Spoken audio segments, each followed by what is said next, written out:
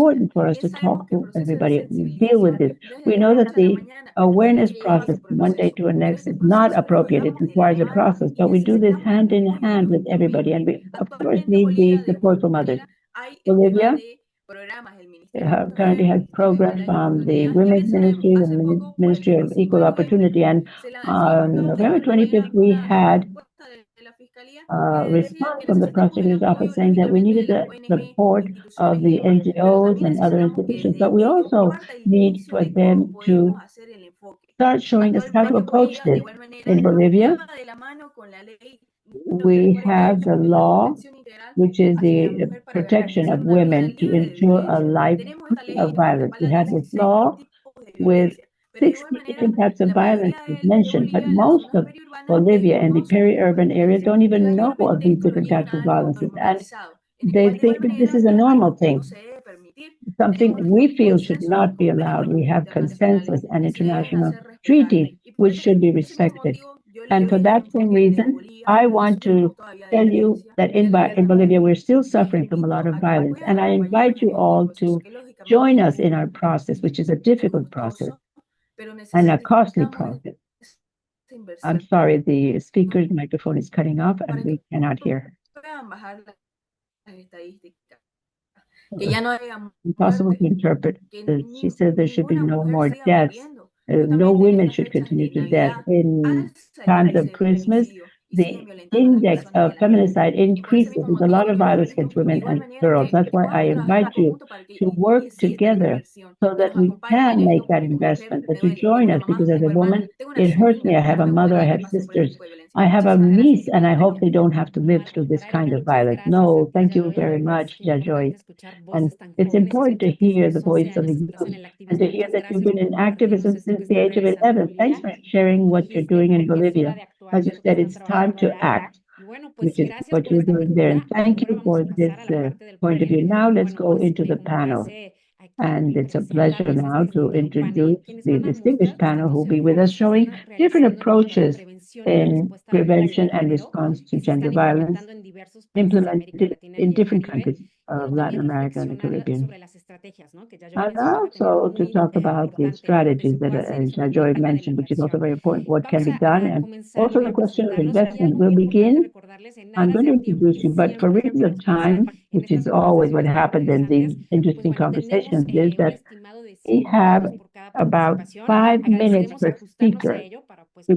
Please beg you to follow these 5 minutes so that everyone can have the same chance of speaking. Today, we have Maria Noel Baeza, Regional Director of UN Women for America and the Caribbean, Mariluz Valdez, the Deputy Director of Pan American Health Organization, David Warren, Manager of the Social Sustainability and Inclusion Practice for Latin America and the Caribbean from the World Bank, Caridad Araujo, Head of the Gender and Diversity of the Inter-American Development Bank, Sophie Fletcher-Mitchelton, a key specialist in social development from the International Financial Corporation, Ellen Costa, Regional Coordinator of the 180 Line Brazil, and Teresa Hernandez Gajo, Minister of the Women's Ministry and Vulnerable Populations in Peru, National Director of Health Problems from the Ministry of Public Health and Social Welfare from Paraguay, and Javier Fernandez from Action for Human Rights in Bolivia. And now, with no further ado, we're going to the framework of the 16 days of gender violence, which is the key element for the elimination of violence. We have, in the midst of all this, respect, which is a framework set up with 7 strategies for prevention of violence against women. But we have Maria Noel, who's going to talk to us about this. To begin, I'd like to ask him, how do you think that the framework of respect can become a strategic tool to strengthen national prevention policies in the region, in Latin America and the Caribbean? Maria, you have the floor. And we cannot hear Maria. Maria, you are muted. Está silenciado su micrófono. Maria, your microphone is muted. A ver, por ahí. Vamos a esperar un momento. Okay. We'll wait, see if she realizes that her microphone Ahora me escuchan. now, is that better? Yes. Perfecto. Mucho gusto, un placer estar It's a con todos pleasure to ustedes be el with día de all of hoy. you today. In these 16 days of activism, when we have to talk about gender violence, this is our obligation. It's a pleasure to be with the Minister of Women from Peru, with Mariluz Valdez from Bajo, with the colleagues of the World Bank and the corporation, the people from Bolivia, well, with all of you. It is an honor for UN Women to participate in this launching event of the guidelines for the implementation of workshops on the respect framework, respect for women, prevention of violence against women in our region, in Latin America and the Caribbean. These 16 days of activism are very important for us. On the 21st of November, when we celebrated the 25th anniversary of the International Day of Violence Against Women. And we have to celebrate it because it is thanks to that day, this International Day, that we began to speak about violence against women. It left the private sphere within the family to become a public policy issue. And of course, in our region, 30 years ago, the approval of the Convention of Belinda Paraguay was the first world convention that refers to the question of violence against women. It is actually the first region that had a convention like that. Then another region, which was Africa, which had the Maputo Convention, which is being reformed now, and then the Istanbul Convention in Europe. And yet, in the United Nations, we still don't have a global convention. Hopefully, we'll see it one day because this topic is of utmost importance. These 16 days of activism come at a key moment for us to reflect on progress and challenges we still face in this fight against gender-based violence. Prevention plays a key role in the United Nations agenda and in the UN Women's agenda, of course, not only because it's a fundamental strategy to reduce the index of violence in the future, but because it's the only sustainable way to ensure a structural change, such as prevention and education. For years, we've been working together with PAHO, with the World Bank, to strengthen the skills in the countries of the region in the design of implementation of prevention strategies, evidence-based prevention strategies. And we're able to share knowledge, specific and effective approaches. And for us, it's an rapprochement with civil society so that we can channel what civil society is thinking about and how we can support women's organizations, grassroots organizations, who are the first to meet up with these women who have suffered any type of violence. We have the response of the states, strengthening the justice, avoiding the re-victimization of women, and reducing the levels of imprisonment. These are not the ones that have an impact on women. To really reduce the index of feminicide and violence against women, we must work on prevention. We must eradicate violence, not only as a fundamental right, but as indispensable for the sustainable development and insurance of gender equality. Every 10 minutes, a woman is murdered by her intimate partner or her family. This is data that we have from an investigation we did together with UNODC. Every 10 minutes, a woman is murdered. In 2023, 3,897 women were victims of feminicide in 27 countries of Latin America and the Caribbean, which is 11 feminicides a day.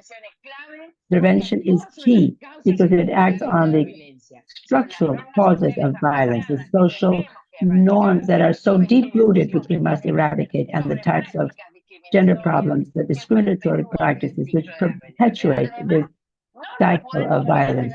And we mustn't forget the enormous economic and social cost of violence, which is something that can only be reduced through prevention.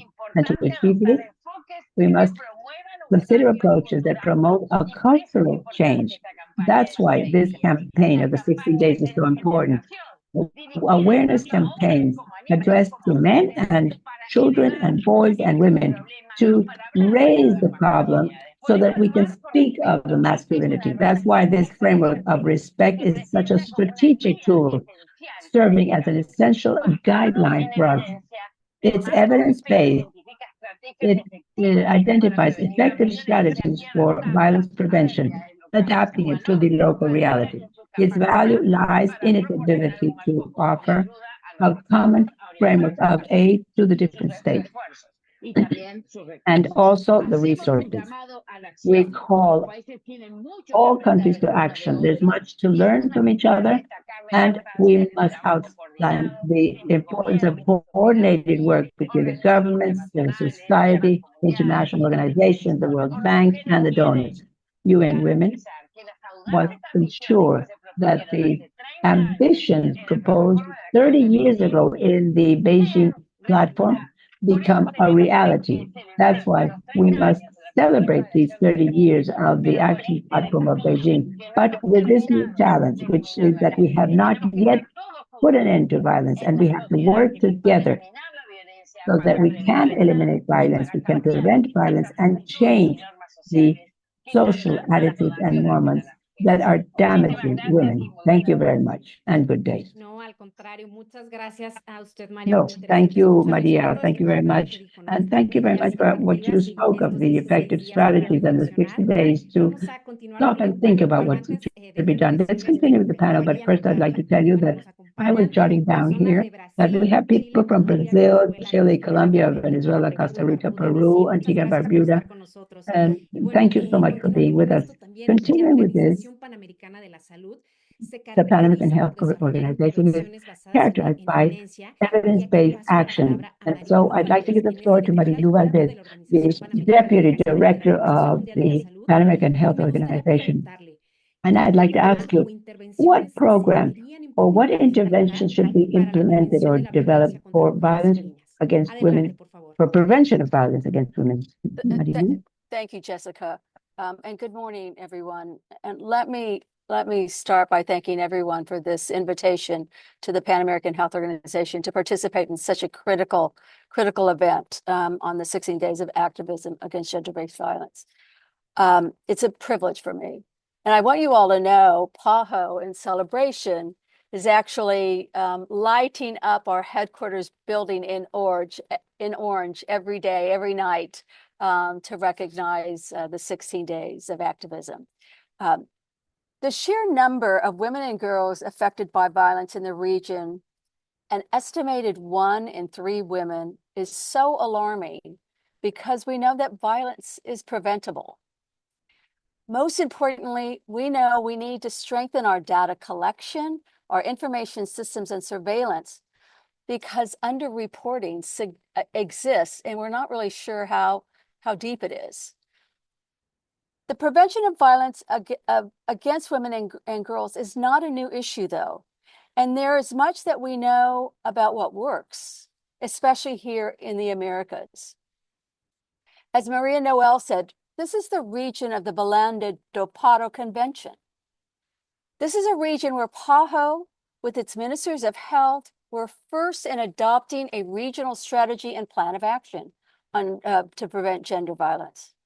This is a region where PAHO is proud to be working with UN Women, the World Bank, and other partners, as well as countries like Chile, Brazil, Bolivia, and Peru in adapting the RESPECT framework to regional and local contexts. Now, we all know RESPECT consists of 7 strategies for preventing violence against women. It proposes interventions that encourage shared decision-making between partners in the home to help reduce child abuse, to improve infrastructure and transport systems that promote safety, and to develop school-based programs to teach life skills early to boys and girls. RESPECT also includes action to strengthen access to quality health services and ensure that our health systems are equipped to respond to the survivors of violence. Evidence suggests that health services are often the first point of contact for survivors seeking information and care. Our healthcare providers need to be sensitive to the signs of violence and abuse. When providers respond not only with their medical expertise, but with empathy and care, they can make an enormous difference to the women and girls to recover and grow stronger. The great thing about RESPECT is that it offers a roadmap for everyone, regardless of sector or institution. It is a tool that can help us fine-tune national strategies or programs for the prevention of violence against women and girls, impacting our impact and our reach. Given competing priorities and restricted resources that we're all under, we must invest in only what we know can make a real difference. And this is the vision of Respect. And it's also core to the public health approach to violence. Investing in evidence-based approaches, Maria Noel mentioned this, investing in evidence-based approaches is essential to avoid harm, but also ensure sustainability. It is our responsibility to maximize any investment and promote interventions that have real value, especially to those women and girls that have been left behind for far too long. To make this vision a reality, PAHO, UN Women, the World Bank, and others are supporting multi-sectoral workshops to build capacity on evidence-based strategies and interventions. During this year's 16 days, PAHO, UN Women are launching a new training resource to help countries and partners to advance their own workshops on respect, again, expanding our impact and our reach. The events of the 16 days are important milestones. I think we all agree to that. But they are only one step. And what comes next matters most. PAHO is committed to keeping the prevention of violence high on national health policy agendas and programs. Today and every day, we are committed to working together to ensure that women and girls everywhere can live long and healthy lives, free of violence, and reach their potential. Thank you again for allowing me to join. No, thank you to you. Muchas gracias por su Yes, participación. thank you very much for your participation. And very important, the sentence that you spoke, and I think many of us will remain, violence is preventable. Something very important you mentioned was also that we must invest and ensure sustainability. And I think that it's closely linked to our next speaker, but I'm going to mention other countries that are with us because I mentioned the one before, and others came on saying, hey, wait, we're also here. So we have people from Ecuador, Mexico, Panama, and Bolivia. Thank you for joining us. And now we'll continue is the financing and how important the financial resources and the sustainability are, and the limitations of financing sometimes can also be an obstacle to progress in violence prevention aspect. And that's why it's so important to see the work that's done by different multilateral organizations, such as the World Bank, for example. So I'd like to ask David Warren, as one of the financial institutions, who's manager of the sustainability, social sustainability and inclusion practice for Latin America and the Caribbean from the World Bank. Welcome. As a financial institution, why and how are you dealing with the situation of the limitations of financing from the bank? Thank you. Thank you very much for the question, Jessica. I will speak in English, so I'll give a second for the translation to switch over. I am very honored to be part of this panel as we commemorate the 16 days of activism against gender-based violence. Violence against women, girls, and sexual and gender minorities is a serious human rights abuse, and it's a barrier to achieving gender equality and development goals. The World Bank enters this issue in part because it's an abuse of human rights and the way people live, as well as a development issue. So we need to stop it, and that means investing in prevention and response across all sectors. The World Bank is deeply committed to ending gender-based violence. We've increased our lending and support for prevention and response activities significantly over the past decade. Our support includes technical assistance as well as financing. So we are known, that we've got the word bank in our name. We are a financing institution, but we are also a technical support and a cooperation institution. We've embedded this issue in our safeguards work, in our research, and in our national projects. Let me share a few examples of work that we're doing in Latin America and the Caribbean. In Brazil, we're supporting an education project that promotes violence prevention and inclusive education in schools through tailored activities that engage households, families, and students affected by gender-based violence, teenage pregnancy, and school-related gender-based violence. In El Salvador, we're backing a health project that's under preparation to improve the provision and quality of integral and integrated GBV services, including capacity building, infrastructure investments, and quality assurance tools. In Colombia, we're partnering with UNICEF and the Colombian Institute of Family Welfare to strengthen technical capacities for addressing gender-based violence, particularly sexual violence against children and adolescents. It's clear that collective efforts and strong partnerships are essential to strengthen investment in prevention. So our corporate requirements that address sexual exploitation and abuse and sexual harassment have also been key entry points for trying to address prevention and doing other work in programming on gender-based violence within World Bank operations. We also need to mobilize dedicated resources for impact evaluation and piloting to inform the design and implementation of GBV prevention activities so that we can better reduce this scourge, which has a huge impact on people's lives as well as economies. So we're very pleased to be working and collaborating with all of you. And with that, thank you, Jessica, and back to you. Thank you, David. Muchas gracias. Y bueno, pues continuamos muy interesante estos ejemplos que nos comparte. Thank you, David. These examples are quite interesting, examples of the work you're doing through the World Bank in the countries. It's not just financing, but also technical support and expertise. And I'd like to now take you to Peru, one of our countries, and looking at the many different types of inequalities and also the different ways in which violence can affect women. I'd like to go to Ángela Teresa Hernández Cajo, who is Minister for Women and Vulnerable Populations in Peru. Welcome.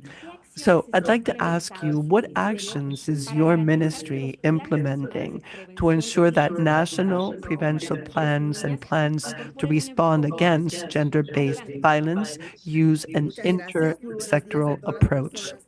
Thank you. Good morning to all persons joining us this morning for this meeting on reflection.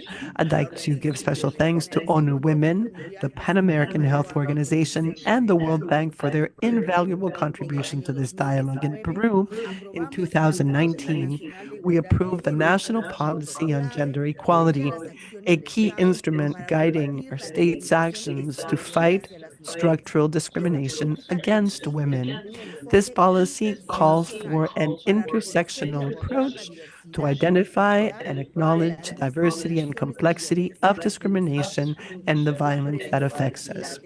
Prevention and comprehensive and multidisciplinary attention to violence, gender-based violence, are a state priority. We have set up 433 emergency centers and also centers in rural areas supported with public funding that is results-based. These services, together with Línea 100, which is a phone line that provides assistance, we offer support using experts and interpreters in Quechua and Aymara. Since the 15th of November, we've had a law for the prevention, sanctioning, and eradication of violence against women, which calls for an intersectional approach, recognizing that violence is affected by factors like ethnic group, gender, age, sexual orientation, disability, among others. We want to provide care to women in remote rural areas facing multiple types of discrimination, and we have deployed experts who travel using rivers as well as Lake Titicaca as ways to reach these remote communities. We also have materials that are adapted to their cultural reality. In Cotobanqui, in the northern jungle area in our country, we saw a striking rise in incidents of violence against women and girls. To address this, we implemented intersectional models that are multicultural and also interinstitutional, and they're under ongoing monitoring. We believe this is the most effective strategy to reduce risks and bolster protection. We have the national strategy, Prevent to Protect, which is a multi-sectoral approach to the causes and risk factors for sexual abuse of women and adolescents.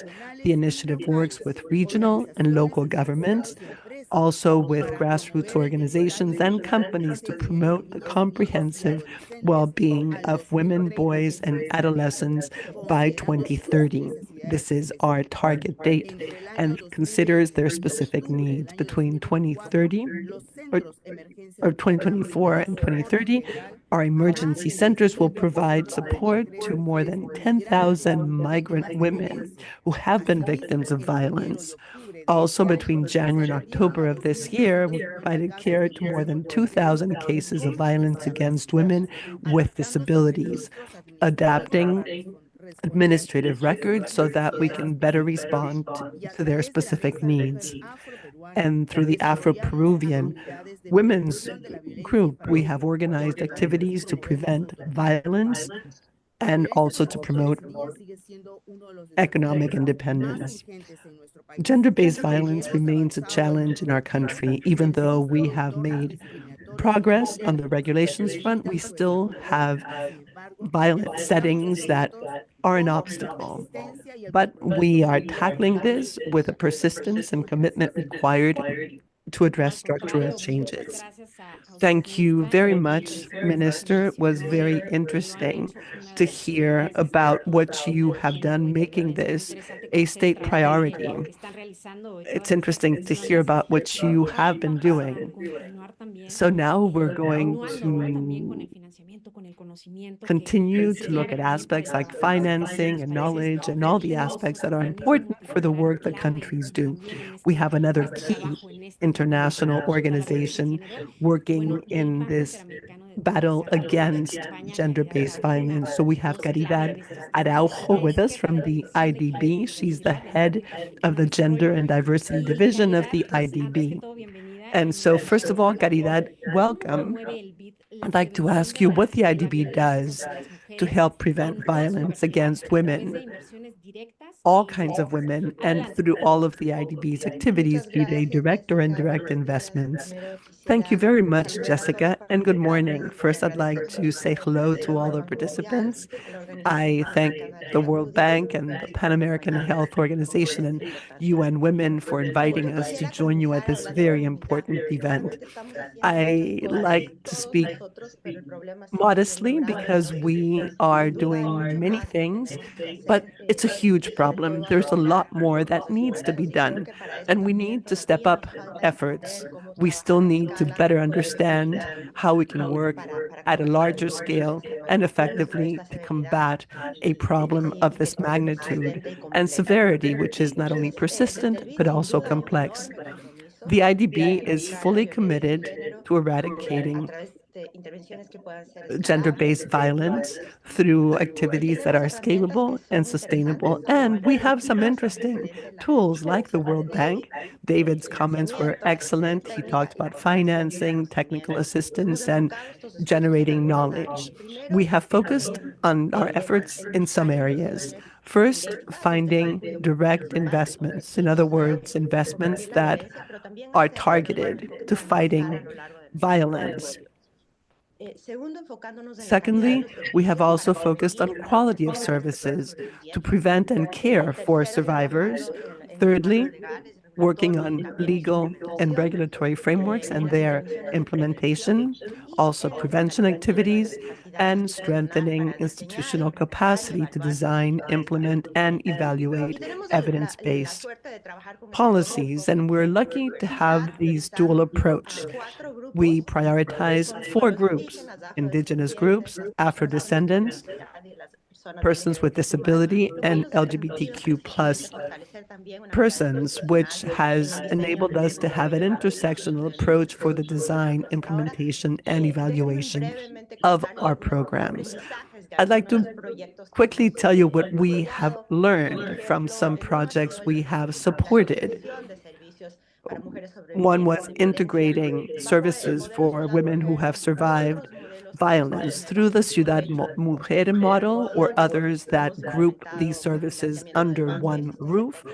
We have also provided technical assistance in El Salvador, Honduras, and other countries, bringing together essential services in one place, a one-stop shop to provide psychological support, legal support, information about sexual and reproductive health, economic independence, training, and other important topics. In El Salvador, there was a 43% increase in the use of public services. In Honduras, we saw a 27% increase in the likelihood that people would come to access these services and seek help. So these results are encouraging. Obviously, we need to do more, strengthening and scaling up the effectiveness of this model. We've also supported initiatives to support other institutions that are key in providing a response to violence. For example, this year in Uruguay, we had an innovative course for teachers and other public officials in collaboration with the National Institute for Women and the Institute for Judicial Studies, which uses audiovisual programs as a teaching tool to help address the biases individuals working at these institutions could have and avoid victimization on the job. This year, there were more than 100 officials who completed the course. Their feedback was excellent, and this included the justice sector, law enforcement, and we've also offered other countries of the region a chance to use it. More than 90% of participants said that this had been useful for them to learn about things they did not know and to improve their ability to respond to violence with sensitivity and effectiveness. Also in prevention, we have looked for ways to help change social norms, attitudes, gender-based stereotypes, integrating different kinds of tools. From 2019 and 2022, we carried out a study in several Caribbean countries like Jamaica, Guyana, Suriname, Trinidad and Tobago, with a view to understanding the perceptions of young men and men in general, looking at what they think about self-sufficiency, control, violence, and using the findings of those studies. We are now starting up a program with those governments to work with those youth and also develop public policies that will help close those gaps and change some of those perceptions. We also had a very interesting experience in Peru. The minister knows this well. It was a digital program targeting men to improve their role as partners in a couple, but promoting positive attitudes. And we focused on dimensions like effective communication, emotional regulation, healthy sex lives, and couples therapy. And in the pilot phase, we did see a self-reported reduction of 21% in sexual violence in these couples, and that is something we find encouraging. Also in Bolivia, we just started up working with the French Agency for Development on a very innovative project to prevent digital gender-based violence. And this makes us think of how we need to adapt things when we work in rural areas and in different contexts. We needed to develop materials that were culturally adapted to focus on digital violence. There's been more than 650 students who have participated through a series of activities, and the first sets of results show us that it has helped to increase awareness. Then also with that same intersectional approach, Jessica, which you mentioned, we have a very interesting program to support Uruguay. It's called Pro Mujeres, and it was a direct investment which has a series of components aimed at strengthening the interinstitutional response through services for women, focusing on violence prevention and youth, working through educational programs, and improving data collection, as my PAHO colleague mentioned, and also designing intervention protocols that provide differentiated responses to different groups of women. Migrant women, for example, Afro-descendant women, a group that has specific vulnerabilities in Uruguay, also lesbian, bisexual, and trans women, and women with disabilities. We hope to reach more than 28,000 women, 13,000 youth, so that is also an interesting scale. And to end, I'd like to say that what I think is essential is innovation, learning, rigor, but we also need to take chances. We need to take things up to scale. We need to have more impactful activities. The will is there, but what we're doing falls short. The problem is still huge, and it needs attention from all of us in a way that is much more effective. Thank you, Caridad. What you mentioned is very interesting, everything you've been doing. And I wrote what you said. You need scalable and effective interventions, and this has to be a joint effort by individuals and groups and associations. Now I'd like to move to the International Finance Corporation. The private sector does have an essential role to play in addressing violence. So we go to Sophie Fleischer, who is the senior specialist with the IFC in the area of social development. Welcome, Sophie. I'd like to ask you, how do you see the private sector's role in preventing violence against women? Well, thank you very much, Jessica. Let me say thank you to UN Women and the Pan American World Health Organization and the World Bank for organizing this very important event. Good morning to everyone joining us from different countries in the world. It's a pleasure to be here. It's a privilege for me to be on this panel and to speak to you today about the private sector's role in preventing gender-based violence. The IFC is a member of the World Bank Group, and its purpose is to promote sustainable development. We work through the private sector to promote safe and respectful workplaces, also to promote equal opportunities for women, and also to prevent gender-based violence. Through our sustainability policy, and mainly performance standards 2 and 4, which refer specifically to the importance of preventing and mitigating gender-based violence, namely exploitation and harassment in the workplace, and also in the communities and areas of influence of private sector projects. Gender-based violence is a systemic issue affecting industries, value chains, and communities. Its impact is not limited to the victims. Also have significant economic consequences for the private sector. The direct and indirect cost for companies can be sizable.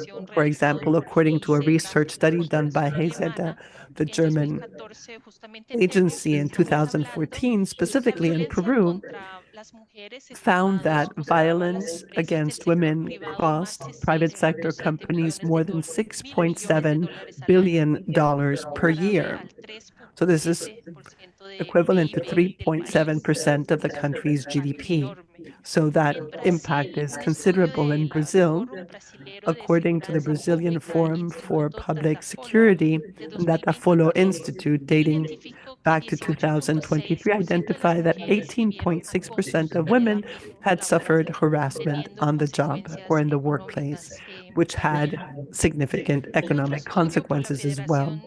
Another study by the Federation of Industries in the state of Minas Gerais in 2021 estimated that gender-based violence over a 10-year period for Brazil cost 1.6 billion jobs.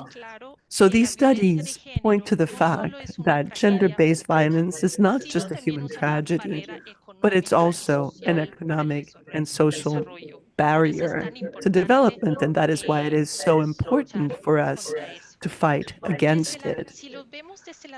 If we look at this from the vantage point of senior management and enterprises, what can companies do?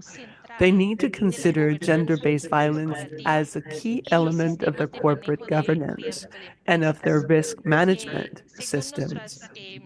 According to our experience, we have proposed 5 key measures for companies, things they can do. One is to have an institutional commitment, which means integrating gender-based violence prevention in the organizational culture and in the company's strategic agenda. Number 2 is having robust and transparent internal controls, for example, to conduct periodic audits, to assess whether the policies and procedures in place for violence, for gender-based violence prevention are working, if they're effective, and establish metrics in order to monitor them effectively. Third, continuing education or training. I think that has been mentioned by several panel members, and it's extremely important to implement training programs at all levels in the company to ensure that both employees and managers understand the risks and the right responses for cases of gender-based violence and harassment. 4, accessible mechanisms for reporting cases. Companies need to have channels that work to ensure that gender-based violence incidents can be reported in a way that is independent and protect the integrity of the process. 5th and last, I would mention multi-sectoral collaboration. We've seen that we have a diversity of representatives on the panel, which attests to the need to have this multi-sectoral approach, working with government agencies, organizations, and NGOs so that we can have a comprehensive risk management approach to address gender-based violence. So these were the recommendations we made to businesses. Gender-based violence and harassment is not about risk management alone. It's part of our corporate ethics and sustainability. If we ignore these problems, we not only are jeopardizing company reputations, but we're perpetuating inequalities that affect women and their communities and also impair sustainable economic development. That is why the IFC has accessible claims mechanism, and we promote an inclusive organizational culture. Lastly, I'd like to say that in this context and as part of our work in the 16 days of activism against gender-based violence, I'd like to speak directly to the private sector, urging it to intensify its efforts. There's no excuse. That is our motto. And we have shown this through our initiatives. Businesses have the power, and they also have the responsibility to be agents of change in this process. We work together so that Latin America and the Caribbean can become a region where women can live and work free from violence, and where the private sector is going to be a key partner in achieving that transformation. Thank you so much. Thank you, Sophie. That is such an important message. It's interesting to hear about everything you've been doing to help companies estimate the cost of gender-based violence. I think some people were asking about this and for more information on the chat. We're going to go to Brazil now and speak about Line 180, which has been essential in providing care and protecting women in situations of violence. We have Lena Costa with us. She is the general coordinator of Line 180. And I would like to ask her, in her experience coordinating this line, how can a service like this also help prevent violence against women, in addition to providing an immediate response? Go ahead, please. Olá, eu gostaria de iniciar agradecendo, né, a participação e a possibilidade de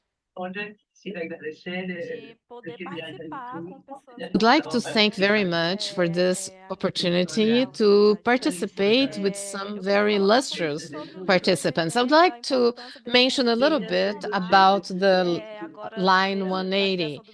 It's very important. It was created within the Ministry of Women, and the idea is to actually provide specialized service not only to the women, the Brazilian women in Brazil, but Brazilian women in foreign countries. Hence, it's a very important service for women who suffer violence.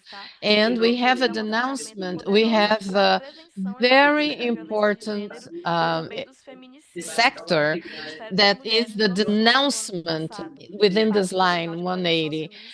Our ministry actually decided to create a service to actually prevent violence, and it works with an early intervention to impede the progression of violence. Within this line, we also have the responsibility to provide information, to record the denouncements and the claims, and also the responsibility of producing data.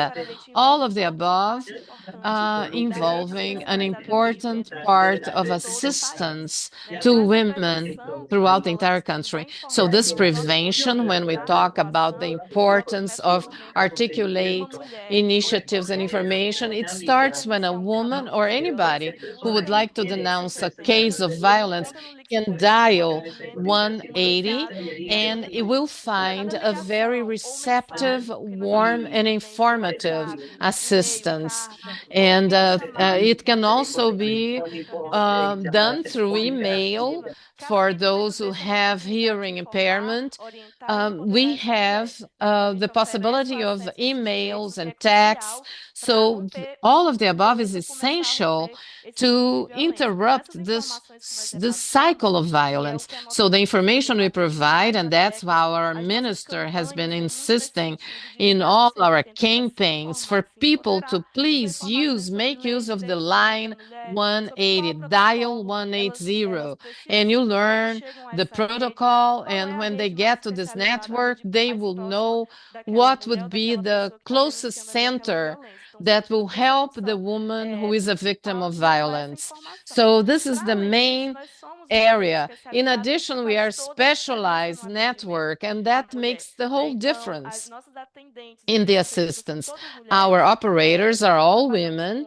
We don't work with men as operators because we would be leery of a re-victimization of these women. So we prioritize women, female operators, and they are constantly being subject to education, to courses, so that they know how to assist the women, taking into account cultural diversity. We are such a vast and diverse country that it's very important to understand that cultural differences, and also we'll be able to manage all the cases according to the complexity of each case. So this preparation, this training of all our operators help us to help the women who actually dial 180, identifying all the signals, even in the early stages of violence. So hence the importance of specialized assistance. In addition, since we are a central network that covers the entire country, even though we are a continental size country, we are able to reach most of our territories. We know that people who have access to internet or phone or even writing letters, we also receive traditional so-called snail mail. We've been dealing with all the women that are located in rural areas, in the quilombolas communities, the indigenous tribes, and the Brazilian women who are now living in foreign countries. So through this number, we are able to provide assistance, and is a key element for all the prevention policies, ensuring that no woman will be left behind. And a third point, as I mentioned earlier, it's the issue of working in a network. The 170 works in partnership with all the states. We are 27 federal units, and the 180 also has an agreement with the Secretariats of Public Security, the state secretariats of services to women. We actually articulate all types of assistance in accordance with the specificities of each state, all geared to prevent violence.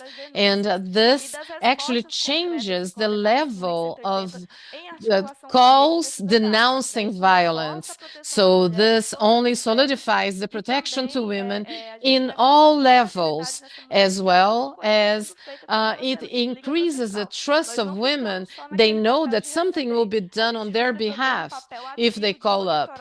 So we also need to monitor and to follow up the ladies or the women that call so that we know if they were able to overcome the violence that they were subject to. And finally, last but not least, but also very important, it's been actually adopted, the Link 170 is also responsible for providing statistic data.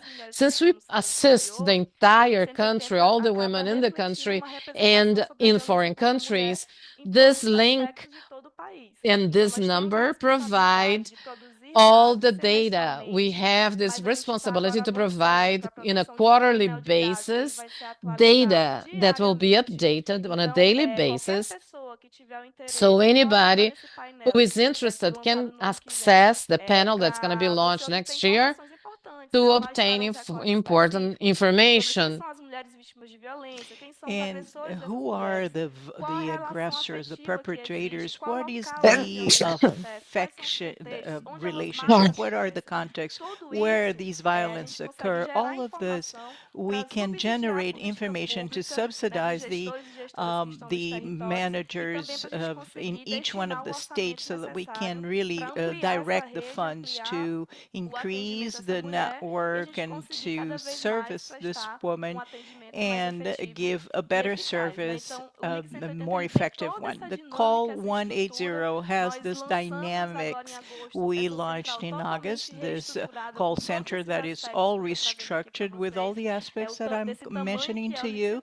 The size of Call 180, this is already translated in numbers, the number of calls, the messages through WhatsApp.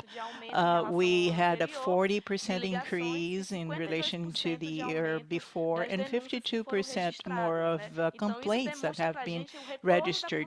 This is giving us some trustworthy and reliability, so that women can really have a response from the government. It is a line where we register the complaint, and we also receive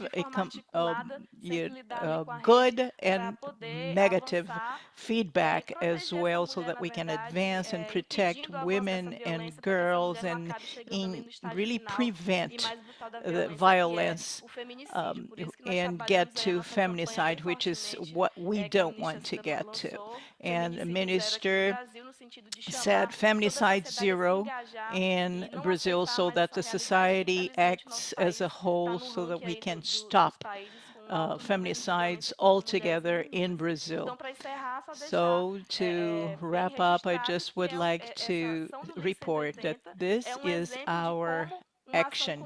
The Call 180 is government and civil society jointly working to really transform the reality of women and girls, so that we can build a future free from violence using technology, the collective look of the public policy.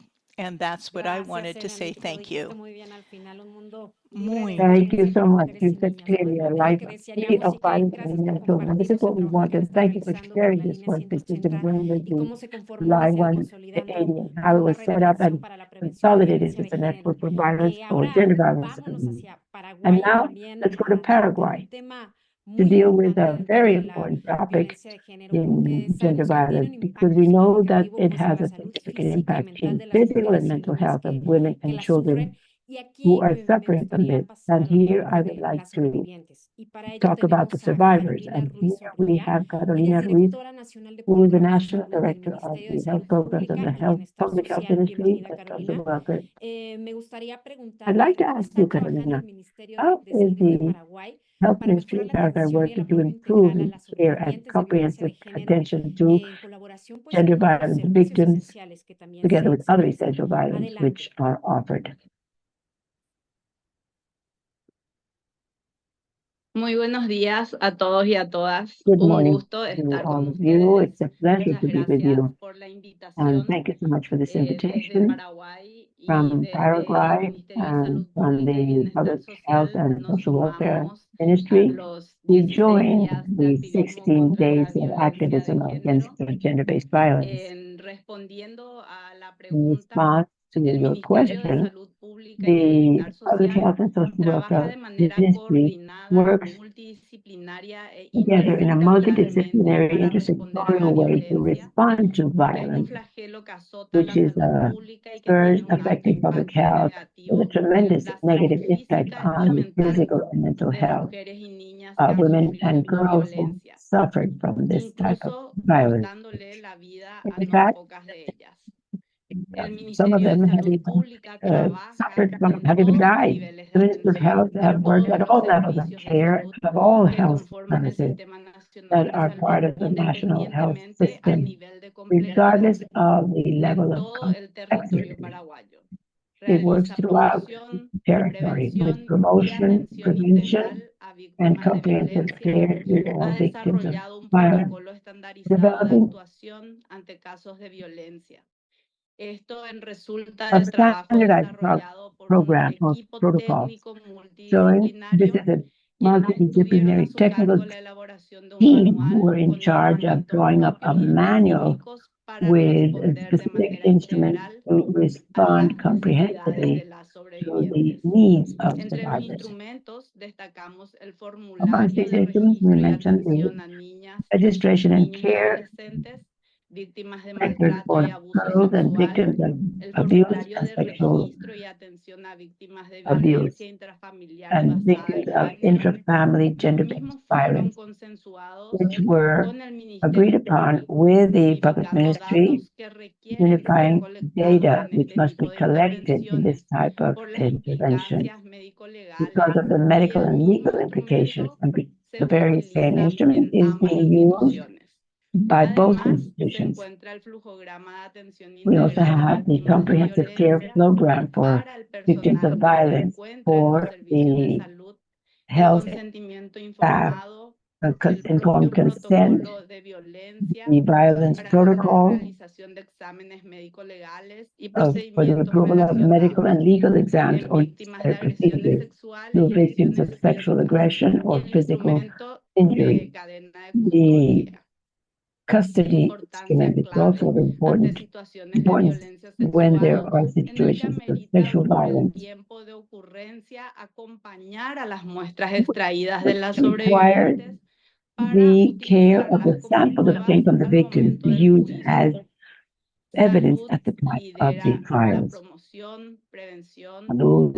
Health, prevention, campaigns for educational awareness, educating with the human rights perspective and gender perspective, promoting situations of equality and working with the different types of strategies in response to life course and autonomy issues which lead to the understanding of society or focal groups that must understand the breadth of violence, the risk factors, the vulnerability, and the consequences of all this, not only individually, but as a society. It also trains the health personnel, strengthening their ability for early detection and identification of vulnerability or risk factors that makes a person more vulnerable to this type of violence. Continuous education of the health personnel is indispensable. We must monitor and apply the protocol as something crucial as part of a strategy whose goal is eradication of violence. After monitoring, new plans and strategies are developed to respond according to the needs detected. The Health Ministry also set up intersectoral tables or groups with other state institutions who are involved in ways to prevent violence, drawing up public policies to prevent and respond to violence in any of its forms, as per the means for response to those who were victims of this violence. Thank you very much. Thank you, Carolina. Thank you for sharing your protocols and the actions in cases of violence in Paraguay. And we're coming to the end of our panel. Thank you all very much for joining us. We've had people from all the different countries that I've mentioned throughout the webinar.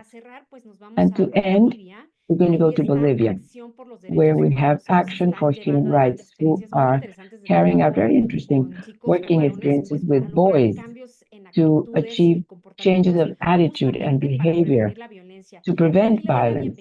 And I want to welcome Javier Fernandez, who's from Action for Human Rights from Bolivia. And I ask you, from your point of view, what are the main challenges working with boys in the different communities to promote gender equality and prevent violence? And related to this, what tools or strategies have you found are most effective to overcome this? Javier. Greetings to all colleagues. Thank you to UN Women, PAHO, and the World Bank for the invitation to join you. Thank you, Jessica. So what are the main constraints when it comes to preventing gender-based violence? Our societies are dominated by men, as was said, plus we have made violence a way to deal with conflict, and that is an issue.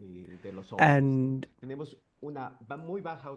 we have very limited awareness as men that our practices are conducive to gender-based violence against women. So what are the main challenges given that backdrop is how to break the resistance on the part of men, their resistance to embrace more inclusive and different ways to approaching conflict. What we do every day can be seen as a microaggression, male microaggression. This can be seen at all levels, including in the transport sector. And many of these behaviors are never questioned. Another challenge is generating positive masculine images or profiles that are more aware, that enable us to see that there are different ways of being a man in our society, and that we would have better societies if we embraced these changes. Another challenge is that there still is a social stigma when it comes to these alternative male images.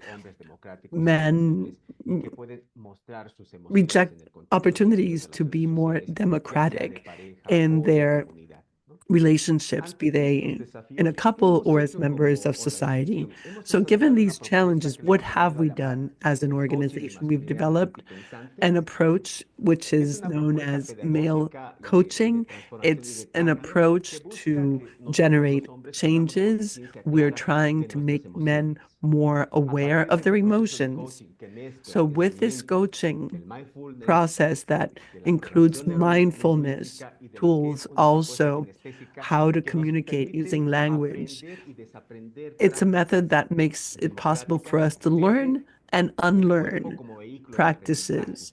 And we see ourselves as vehicles, channels. We can work with other men and also with women because our workshops are open to both genders. So we're trying to generate self-awareness practices that apply to our day-to-day life. And by being more aware of these practices, as I was saying before, if we are using public transport as men, we tend to use transport very differently. And through our behaviors, we are generating violence. So what we do with our mindfulness and language training and the methodology which we have developed, coaching, is to make individuals more democratic and more aware of male aggression. And we do this through a process that makes it possible for all participants, male and female, to develop a pathway to change using what we call a workbook. It's a workbook where there are exercises and actions.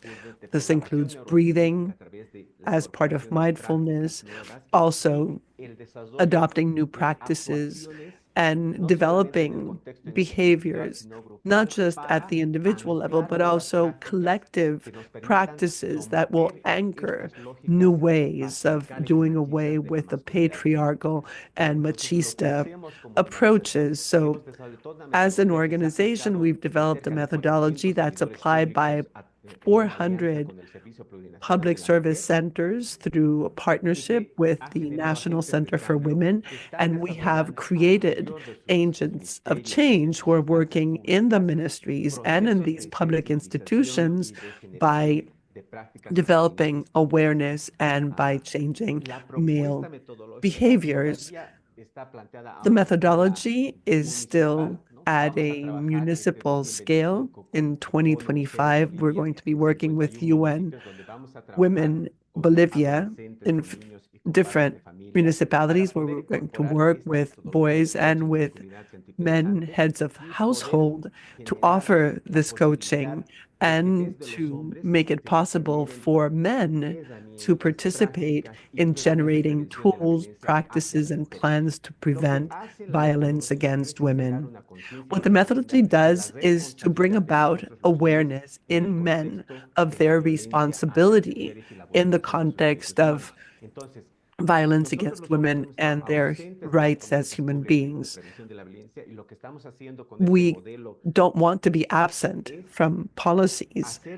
And through this model, we are making men aware of the fact that they are part of the problem and that they need to find options, alternatives to help solve it, not just collectively in general, but also at the individual level. And that is why the methodology we have proposed combines individual and collective processes, and it brings them together to generate spaces for individual and collective work where men themselves are finding ways to interact and express the ways they think they can bring about social change and how they can have more positive masculine images.